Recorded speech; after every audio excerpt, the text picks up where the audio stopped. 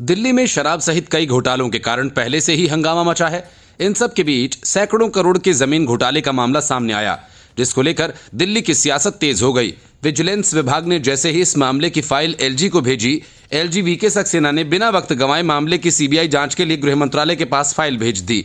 इस मामले में सस्पेंड किए गए अधिकारी हेमंत कुमार को दिल्ली से बाहर जाने की अनुमति तक नहीं दी गई, क्योंकि इनकी वजह से दिल्ली को पूरे 353 करोड़ की चपत लगने वाली थी। इस मामले में दिल्ली के मुख्य सचिव नरेश कुमार के बेटे का भी नाम सामने आया।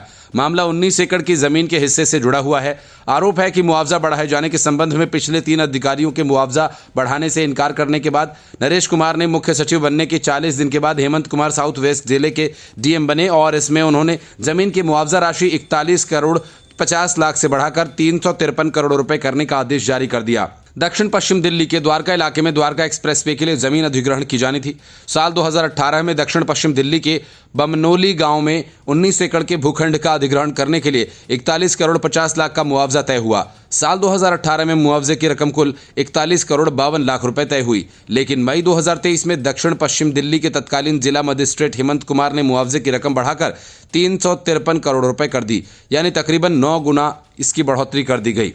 डीएम हेमंत कुमार ने पीछे तर्क दिया कि इस जमीन को पहले कृषि भूमि बता दिया गया था, लेकिन ये कृषि भूमि नहीं है, ये कम घनत्व वाली रिहायशी भूमि है, इसलिए इसका मूल्यांकन इस हिसाब से किया गया है। एनएचआई को जब दाल में कुछ काला लगा तो ऑडिट करवाई गई और पता चला कि पहले national highway authority of India को 1 किलोमीटर सड़क बनाने की लागत करीब 18 करोड़ रुपए की मंजूरी मिली, लेकिन बाद में 1 किलोमीटर सड़क बनाने पर लागत 251 करोड़ रुपए आने लगी। ये मुआवजा 2 व्यवसायियों सुभाष कथूरिया और विनोद कथूरिया को जाना था, क्योंकि जमीन उनके नाम पर थी। सुभाष कथूरिया के दामाद असन सरीन उसी कंपनी के मालिक हैं जिसमें मुख्य सचिव का बेटा करण चौहान काम करता है। आरोप है कि मुख्य सचिव के बेटे करण चौहान जिन 3 कंपनीज में डायरेक्टर के पद पर हैं, वे तीनों कंपनीज किसी न किसी रूप से अनंतराज लिमिटेड यानी सुभाष कथूरिया की कंपनी से जुड़ी हुई हैं या मुआवजे के लाभार्थी के संबंध में हैं। दिल्ली सरकार के विजिलेंस विभाग ने 2013 बैच के आईएएस हेमंत कुमार के बड़े भ्रष्टाचार को लेकर रिपोर्ट तैयार की थी। जांच में हेमंत कुमार के वरिष्ठ अधिकारी डिविजनल कमिश्नर भी शामिल थे। रिपोर्ट में विजिलेंस विभाग ने लिखा कि अगर हेमंत कुमार के मुआवजा बढ़ाने के फैसले पर अमल किया जाता तो सरकार पर 312 करोड़ रुपए अतिरिक्त भार पड़ता।